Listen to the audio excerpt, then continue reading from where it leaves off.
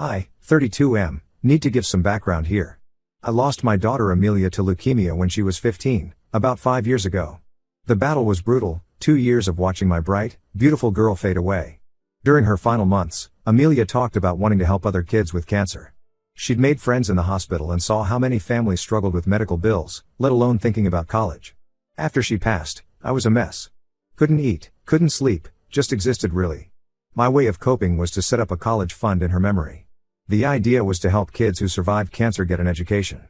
I dumped most of my savings into it, about $100,000 from Amelia's original college fund, her life insurance, and my savings. I kept adding $1,000 monthly for my salary as an IT manager. 2 years after Amelia died, I met Tiffany, 30F, through mutual friends. She was different from anyone I'd dated since losing Amelia. Most women got weird when I mentioned having a deceased child, but Tiffany seemed genuinely caring. She'd ask about Amelia, look at photos, even visited her grave with me. She has a son, Jordan, 11M, from her previous marriage. His dad Kevin walked out when Jordan was 2, never paid a dime in child support, completely vanished.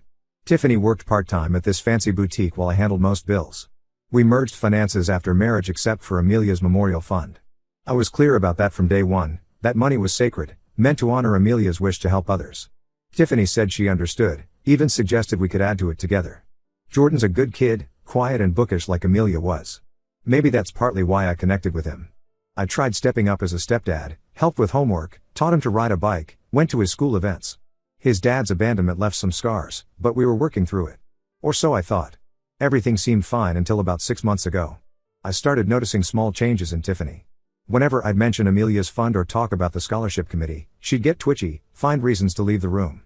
She bought a lot of new stuff but always had excuses, sales, work bonuses, her sister's hand-me-downs. I didn't question it much because I trusted her. Then last week, I got this call from our bank about suspicious activity on Amelia's memorial account. Someone had changed the notification settings, but a new system update restored them. When I logged in, I felt like I'd been punched in the gut. Over $40,000 was gone, siphoned out over the past year. I dug through the transactions and felt sick. $3,000 at Nordstrom. $2,000 at Sephora. A family trip to Disney World that I thought Tiffany's parents had paid for as Jordan's birthday gift.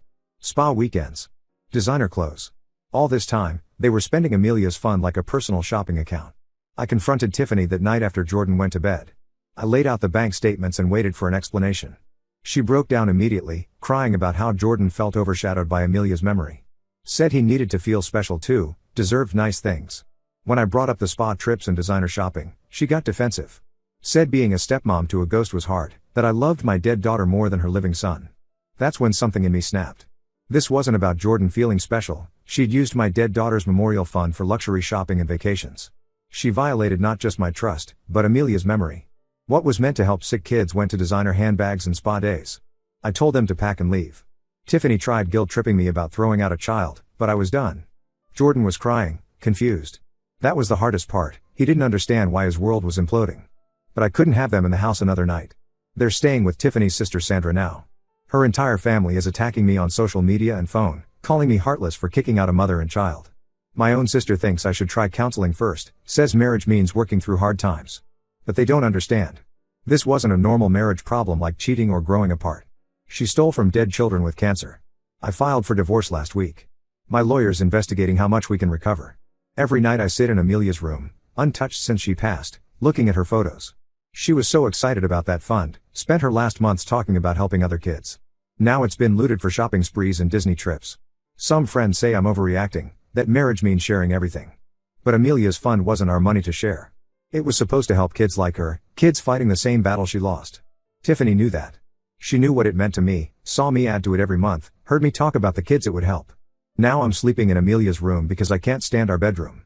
Everything there reminds me of Tiffany's betrayal. Jordan left his game console on in the living room when they left, probably hoping they'd be back soon. His school books are still on the kitchen table. But every time I consider giving Tiffany another chance, I remember her words about Amelia being just a ghost, about Jordan deserving the money more than sick kids. I know kicking them out seems harsh. Jordan's innocent in this, and it kills me to hurt him. But I can't get past what Tiffany did. She didn't just steal money, she stole from my daughter's legacy, from kids fighting cancer. That's not something I can forgive. Update 1: Things have gotten way more complicated since my last post. I didn't think it could get worse than stealing from a cancer fund, but somehow Tiffany managed to prove me wrong. Last Saturday, Tiffany's sister Sandra showed up at my door unannounced. I almost didn't answer, but then I heard Jordan crying. Sandra brought him along, thinking I'd soften up seeing him. Jordan looked terrible, red eyes, messy hair, wearing the Pokemon shirt I got him for his birthday. He kept asking if he could just grab his games and school stuff. I let them in because I couldn't stand seeing the kid like that. While Jordan went to collect his things, Sandra started in on me. She had this whole speech prepared about family and forgiveness, how Tiffany made a mistake but deserved another chance. I stayed quiet, letting her talk. Then she dropped something that changed everything. Turns out Tiffany hadn't just been stealing for shopping sprees. She'd tracked down Jordan's biological dad, Kevin, about a year ago. Remember him? The deadbeat who vanished when Jordan was 2? Well, Tiffany found him on Facebook living in Florida. Instead of telling me, she started sending him money from Amelia's fund to reconnect with Jordan. At first, Sandra thought sharing this would help Tiffany's case, show she was just trying to be a good mom, give Jordan his father back. But then she found out more. The Disney World trip I mentioned in my last post? Kevin was there too. Tiffany paid for his ticket, his hotel room, everything. She'd been hiding all this from everyone, even her own family. When Sandra discovered the full story last week, she started digging. Kevin wasn't some reformed dad trying to make amends. He's a professional con man with a string of abandoned families across 3 states. He'd been playing Tiffany, feeding her sob stories about wanting to be in Jordan's life but needing money to get back on his feet. I called my lawyer right after Sandra left. While going through financial records, we found something even more disturbing. Tiffany had opened 3 credit cards in my name over the past year. The total damage? Another $25,000 in debt. She forged my signature on the applications, used my social security number, everything. When confronted about the credit cards, Tiffany claimed it was all for Jordan, tutoring, sports equipment, school trips. But the charges tell a different story. High-end restaurants in Miami where Kevin lives. Designer shopping sprees. Beauty treatments. Hotel rooms. She'd been financing some kind of fantasy life with Kevin using both Amelia's fund and fraudulent credit cards. The worst part came yesterday. My lawyer found emails between Tiffany and Kevin planning their future together. They'd been plotting to drain as much money as possible from me before Tiffany filed for divorce. Kevin promised to leave his current girlfriend and move in with Tiffany once they had enough cash. The Disney trip wasn't about Jordan meeting his dad, it was Tiffany and Kevin reconnecting while using Jordan as cover. Jordan had no idea about any of this. Sandra showed me texts between him and his cousin where he talked about meeting his dad at Disney, how excited he was thinking his family might be whole again. Tiffany and Kevin used his hope for a reunion to mask their affair. That's what makes me the angriest, not just stealing from dead kids, but manipulating an 11-year-old's emotions for cover. I've frozen all accounts Tiffany had access to and reported the credit card fraud. My lawyer says we have a solid case for criminal charges, but I'm hesitating because of Jordan. Kid's been through enough without seeing his mom arrested. Sandra agrees, she's actually apologized for defending Tiffany initially and is helping gather evidence for the divorce. Tiffany's still playing victim to anyone who'll listen, saying I drove her to desperate measures by not treating Jordan like my own son. But people are starting to see through it. 3 of her closest friends called me to apologize for believing her lies. They'd all loaned her money over the past year, thinking she needed help with Jordan's school expenses. Turns out those loans funded her trips to see Kevin. The revelation about Kevin explains so much, the secret phone calls, the sudden business trips, why she fought so hard against installing home security cameras. I kept thinking she was acting weird because of guilt over stealing from Amelia's fund. Truth is, she was running a whole secret life. Sandra's keeping Jordan with her for now. Tiffany's furious about this, but Sandra doesn't trust her sister anymore. She caught Tiffany telling Jordan it was my fault his dad left again, that I ruined their chance to be a family. Jordan's in therapy now, trying to process all this betrayal. I've started working with a forensic accountant to trace every penny Tiffany stole. Not just for the divorce, but because I need to know exactly how much she took from kids with cancer to fund her affair with a con man. Early estimates suggest it's closer to $60,000 when you add everything up. My lawyer says we can probably get Kevin on fraud charges too. Apparently, he's pulled similar scams before, reconnecting with ex-girlfriends, bleeding them dry, then vanishing. Tiffany was just his latest target, but unlike his other victims, she stole from others to keep him interested. I thought kicking them out was the hardest part of all this. Now I'm dealing with identity theft, fraud, and watching an 11-year-old's heartbreak all over again. At least I know I made the right call ending things when I did. God knows how much more damage Tiffany would have done if that bank alert hadn't exposed her spending. Update 2: The divorce proceedings started last week, and every day brings new revelations about Tiffany's deceptions. Remember that boutique job she had? Turns out she was fired 6 months ago for stealing merchandise. My lawyer got a statement from her former manager. Tiffany had been taking designer clothes and reselling them online. When caught, she begged them not to press charges, promised to pay everything back. Guess where that repayment money came from?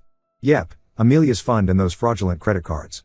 The manager felt sorry for Tiffany, believed her story about struggling with a sick mother and needing money for medical bills. In reality, she was sending the cash to Kevin. Bank records show she wired him over $30,000 in the past year alone. That's not counting the gifts, hotels, and that Disney trip. Kevin showed his true colors as soon as the money stopped flowing. He ghosted Tiffany completely, blocked her number, deleted his Facebook account. Tiffany had a complete meltdown when she couldn't reach him. She showed up at my office, hysterical, demanding I unfreeze the account so she could fix things with Kevin. Security had to escort her out. Sandra finally saw her sister for who she really is. The last straw was finding Tiffany's diary where she'd written about her plans with Kevin. They weren't just having an affair, they were plotting to clean out all my accounts, including Amelia's fund, then file for divorce claiming emotional abuse. Tiffany would get half of everything, and they'd start a new life together. Sandra kicked them out after reading this.